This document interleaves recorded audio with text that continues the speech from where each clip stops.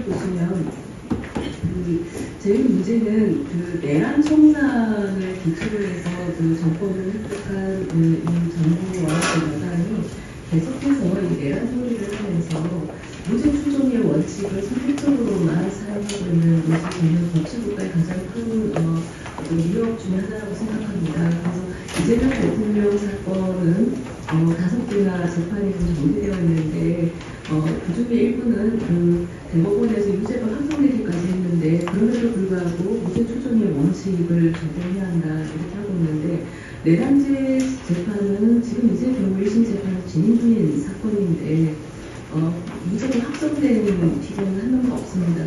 그런데 내란 관련 입법을 추진한다는 것 자체가 매우 모순적이 아닌가 싶습니다.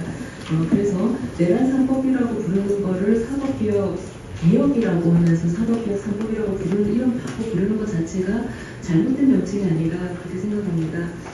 일단 저는 그 내란 전담재판부 이른바 12.3 비상계엄 전담재판부 법을 중점적으로 검토했습니다. 산쪽에서 보시면 이 법률안을 전체적으로 검토해보면 아라비아 숫자 이번에 주신 부분 나치 시절의 특별재판소와 본질이 별로 다르지 않다. 위헌성을 면하기가 어렵다라고 하는 결론에 도달을 해드렸습니다. 그래서 그 이유를 좀 말씀드리면 사쪽에서부터 보시면 특별재판소 또는 특별재판부라고 하는 것은 일반적인 재판부와 달리 특별한 사건을 처리하기 위해서 특별하게 구성되는 재판부 내지는 재판소를 말합니다.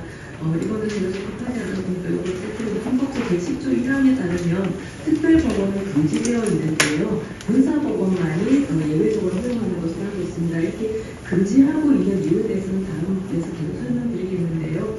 그래서 이른바 이 12.3 비상계엄 그 사건 전담재판부는 이름을 전담재판부라고 바꿔서 국민을 속이고 기만하는 어떤 기능조차 하고 있는데 그거는 다음과 같은 점에서 비춰볼 때 위헌성을 나눌 게 없다고 봅니다. 첫째, 특별재판부는 101조 1항에 위배됩니다. 101조는 사법권은 법관으로 구성된 법원에 속한다라고 규정하고 있는데 이때 사법권에는 재판권만을 포함하는 것이 아니라 이 재판권 행사의 어떤 객관성과 공정성을 확보하기 위한 전제 조건으로서의 사법행정권도 포함하는 것으로 보는 것이 일반적이고 이때 사법행정권의 핵심이는 어떤 재판부가 어떤 사건을 재판할 것인가 하는 것과 관련해서 사건 대람 그리고 사무 분담에 관한 사항이 핵심적으로 포함된다고 봅니다.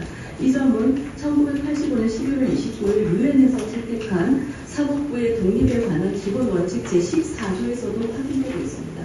둘째, 이 특별재판부는 헌법 21조 1항에 위배됩니다. 27조 1항은 모든 국민은 헌법과 법률이 정한 법관에 의하여 법률이한 재판을 받을 권리를 가진다라고 규정하고 있는데 이때 헌법과 법률이 정한 법관에서 법률이 정한 법관은 단순히 법률로 법관의 자격을 정하기만 하면 된다는 뜻이 아닙니다. 이것은 근본적으로 어떤 의미를 갖고 있느냐면 어떤 사건에 대해서 어떤 법관이 그 재판을 할 것인가와 관련해서 이 불특정 사건 내지 인에 대해서 일반적으로 적용되는 룰을 미리 규정해 놔야 한다는 것입니다. 그래서 이것은 누가 어떤 법관이 어떤 사건을 재판을 담당할 것인가 하는 것이 미리 사전에 일반적으로 적용된 룰에 의해서 확정이 되었어야 하고 이것을 인위적으로 조작해서는 안 된다는 것입니다. 그걸 인위적으로 조작하게 되면 이것은 재판의 공정성이 재판의 공정성에 대한 국민의 신뢰 확보가 어렵기 때문입니다. 그래서 이것은 사법부의 독립이라는 원칙에 의해서 구현되는데요. 그래서 법관의 자격이 없는 자에 의한 재판만 금지되는 것이 아니라 법관의 자격이 있는 자에 의해서 재판부를 구성한다 하더라도 특정한 사건의 재판을 담당시키려고 일부러 특정한 법관을 골라가지고 그 재판부를 이미 자기적으로 구성한다면 그것이 헌법 제27조 1항에 위배된다라고 볼 수 있고 제척 기비 휴비 사유가 없는데도 불구하고 재판 진행 중에 그 재판부에 대해서 그 사건을 뺏어가지고 다른 재판부에 제외당하는 것좀 금지된다. 그리고 이러한 것은 법원 내부의 세력에 의해서 이러한 일을 해도 위헌이고요. 법원 외부의 세력에서 이러한 일을 한다면 더더욱 위헌이다 이렇게 볼 수 있습니다. 그리고 특별재판부는 헌법 제11조 제1항에 위배되어 자의적인 차별이기 때문에 이것도 위헌이라고 할 수 있습니다. 그리고 다음에 또 지금 어저께 그 법사위 전체에서 통과된 그 법률안은 전담재판부나 영장전담판사를 2개 이상으로 복수로 두고 있는데 나중에 다시 말씀드리겠지만 이거는 국민을 속이기 위한 순책에 불과하다 이렇게 볼 수 있습니다. 그래서 우리가 복수의 재판부를 두고 이들 사이에 무작위 배당을 한다는 것은 그 특정한 사건을 담당시키기 위해서 재판부를 임의적으로 조작하지 않아야 하기 때문인데요.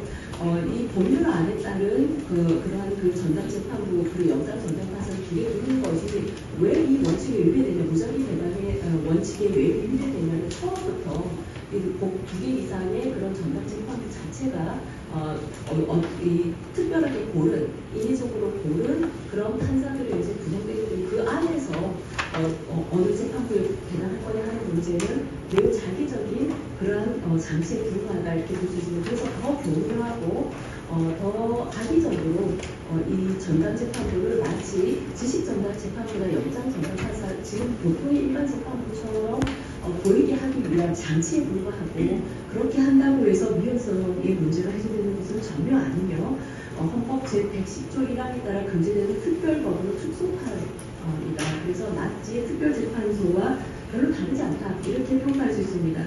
그리고 헌정판사 역대 특별재판소를 보면 이 6쪽에 보면 그 반민특위에 의한 특별재판부 그리고 3.15 부정선거 관련자 등에 대한 특별재판소 그리고 박정희의 5.16 군사정부의 혁명재판소가 있습니다. 이러한 것들은 다 소급 처벌의 문제라든지 그리고 법관에 대한 재판의 관리권의 침해로서 위헌적 문제가 매우 심각했기 때문에 지금도 후대에 이러한 그 세계 재판부에 대한 평가가 헌법적인 관점에서 그리 긍정적이지는 않은데요. 그럼에도 불구하고 이 세계 재판부는 그나마 위헌성 문제를 형식적으로라도 해소하기 위해서 헌법 규칙에다가 명문의 조항을 두었습니다.